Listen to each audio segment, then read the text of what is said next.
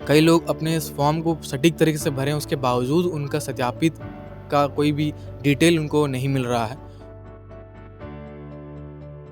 वर्तमान में शासन द्वारा एक लिंक जारी की गई है। उस लिंक में आप अपना मोबाइल नंबर या आधार नंबर डालकर अपने वर्तमान फॉर्म का स्टेटस देख सकते हैं।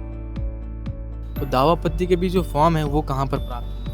जैसे कि मुख्यमंत्री जी ने कहा था कि दूसरे चरण पर भी आवेदन किया जाएगा। और ये पहला चरण समाप्त हो चुका है, तो दूसरे चरण को लेकर क्या कुछ जानकारी है? नमस्कार, मेरा नाम मनीष है और आप केपी न्यूज़ देखना शुरू कर चुके हैं। पूरे ज़िले में लगातार महतारी वंदन योजना को लेकर तमाम प्रकार की खबरें, तमाम प्रकार की त्रुटियों को लेकर बातचीत जारी है। और अभी इस वक्त मैं भिलाई नगर निगम पर मौजूद हूँ। हमारे साथ परियोजना अधिकारी हैं और इनसे जानते हैं कि जो तमाम अफ़वाहें चल रही है महतारी वंदन योजना को लेकर। कई लोग कह रहे हैं कि निलंबित का मतलब क्या होता है, और कई लोग अपने इस फॉर्म को सटीक तरीके से भरें, उसके बावजूद उनका सत्यापित का कोई भी डिटेल उनको नहीं मिल रहा है और किसी का नाम ऐड नहीं हुआ है। क्या कुछ जानकारी है, थोड़ा विस्तार से बताइए? वर्तमान में भिलाई निगम एवं रिसाली निगम अंतर्गत लगभग 1,04,643 कुल आवेदन जो है वो अपलोड किए गए हैं पोर्टल पर। उसमें से 99.99% का अप्रूवल विभाग द्वारा दे दिया गया है। कुछ आवेदन कुछ कारणों से असत्यापित किए गए हैं दस्तावेजों में कमी के कारण, और लगभग 5,000 आवेदन दस्तावेजों में कमी के कारण अपलोड नहीं किए जा सके हैं।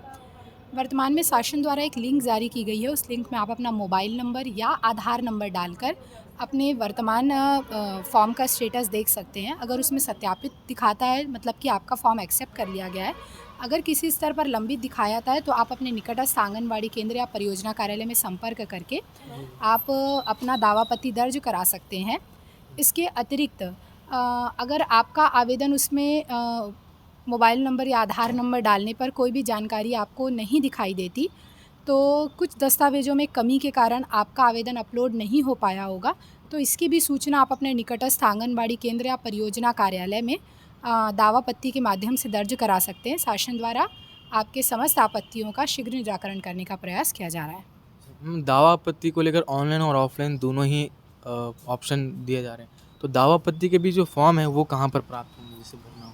दावापत्ति की हार्ड कॉपी फॉर्म्स अभी तक के हमको प्राप्त नहीं है। इसके संबंध में आप एक कोरे कागज़ में अपनी आपत्ति लिख के और समस्त दस्तावेजों के साथ हार्ड कॉपी जमा कर सकते हैं, और ऑनलाइन दावापत्ति के लिंक में आप जाएंगे तो फॉर्म जो है वो आपको खुल रहा है। अच्छा, जो लोग फॉर्म भरने के बावजूद भी, उनके सारे डॉक्यूमेंट्स करेक्ट होने के बावजूद भी कहा जा रहा है कि अगर आधार लिंक नहीं है तो भी आपका फॉर्म रुक जाएगा, इसको लेके क्या जानकारी? नहीं, ऐसा नहीं है। आधार लिंक नहीं है तो भी हमने जो भी हमको आवेदन प्राप्त हुए उनको हमने अपलोड किया है, क्योंकि आधार को देखने से नहीं पता चलता है कि आधार लिंक है कि नहीं।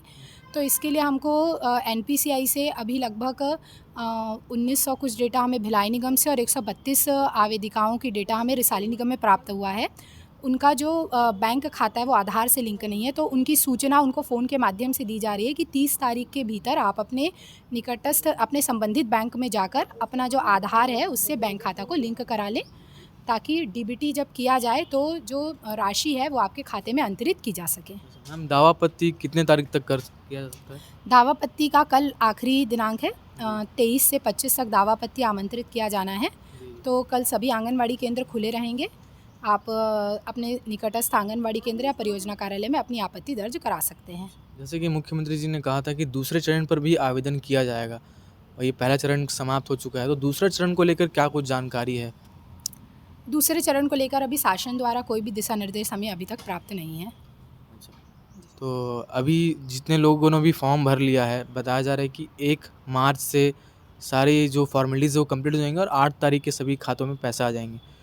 तो एक एक सवाल महिलाओं की तरफ से ऐसा है कि जनवरी फरवरी का भी ऐड होके मिलने वाला है या फिर मार्च से ही मिलेगा? किस प्रकार की चीज़ें होंगी? अभी वर्तमान में 1,000 रुपये ही शासन द्वारा प्रत्येक खाते में अंतरित की जाएगी। बाकी की सूचना पृथक से शासन द्वारा जारी की जाएगी। ठीक है मैम। तो ये तमाम जानकारियाँ जो आप लगातार इंटरनेट या फिर अलग-अलग अधिकारियों के पास जा-जाकर पूछ रहे थे, वो सारी जानकारियाँ आपको मिल चुकी है और इसको लेके आगे की भी क्या कुछ अपडेट्स रहेंगे, हम आपको केपी न्यूज़ में लगातार देते रहेंगे। तब तक के लिए केपी न्यूज़ को सब्सक्राइब ज़रूर कर लीजिएगा। धन्यवाद। न्यू वीडियोस के अपडेट पाने के लिए सब्सक्राइब करें केपी न्यूज को और बेल आइकन को दबाएं।